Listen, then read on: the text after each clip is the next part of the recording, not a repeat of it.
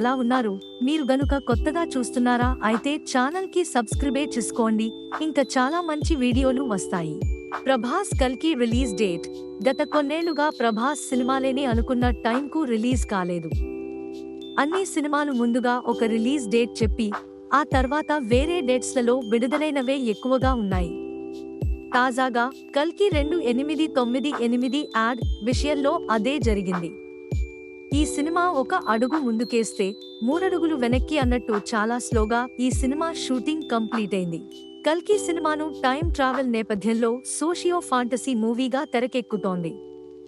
దాదాపు 3 ఏళ్లుగా ఈ సినిమా షూటింగ్ జరిగింది.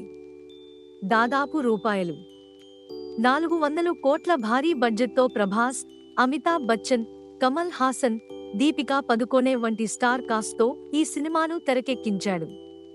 ఇందులో ప్రభాస్ కాల భైరవ పాత్రలో నటిస్తే అమితాబ్ బచ్చన్ అశ్వత్థామ పాత్రలో నటిస్తున్నాడు. ఇప్పటికే విడుదలైన ఫస్ట్ గ్లింప్స్ కు మంచి రెస్పాన్స్ వచ్చింది. ముందుగా కల్కి సినిమాను సంక్రాంతి రిలీజ్ అనుకున్నారు. ఆ తర్వాత మే 9 రిలీజ్ చేస్తున్నట్టు ప్రకటించారు. ప్రస్తుతం దేశవ్యాప్తంగా సార్వత్రిక ఎన్నికల హడావుడి ఉంది. ప్రజలందరి మూడో దానిపైనే ఉంది. ఇక తెలంగాణ, ఆంధ్రప్రదేశ్లో కూడా మే 13న పోలింగ్ డేట్ ఉంది. తెలంగాణలో లోక్సభ ఎన్నికలు, ఏపీలో లోక్సభతో పాటు అసెంబ్లీ ఎన్నికలు ఒకే రోజు జరగనున్నాయి. ఈ నేపథ్యంలో ఈ సినిమాను మే 9న విడుదల చేయాలనుకున్న టీం వెనకడుగు వేసింది. తాజాగా ఈ సినిమా జూన్ 27న ప్రపంచవ్యాప్తంగా విడుదల చేయాలనే ప్లాన్లో ఉన్నారు. ఈ రోజు సాయంత్రం ఈ సినిమా రిలీజ్ డేట్ పై అప్డేట్ ఇవ్వనున్నారు. అంటే సరిగ్గా 2 నెలల తర్వాత ఈ సినిమాను రిలీజ్ చేయబోతున్నట్టు చిత్ర యూనిట్ వర్గాల నుంచి వినిపిస్తోన్న మాట.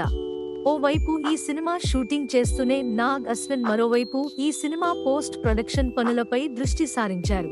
ఇప్పటి వరకు వచ్చిన అవుట్పుట్ పై మంచి సంతృప్తి వ్యక్తం చేసినట్టు సమాచారం.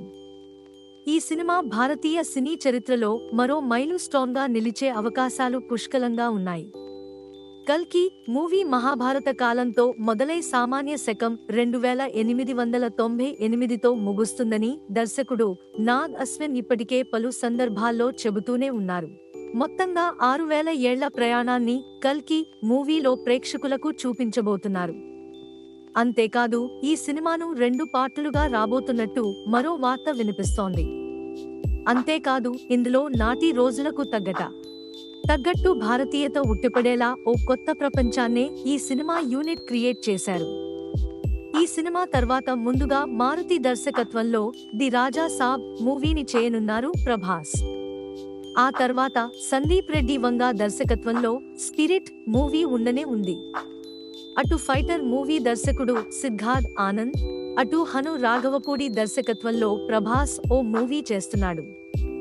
అటు కన్నప్ప సినిమాలో ప్రభాస్ మహాశివుడి పాత్రలో కనిపించబోతున్న సంగతి తెలిసిందే కదా.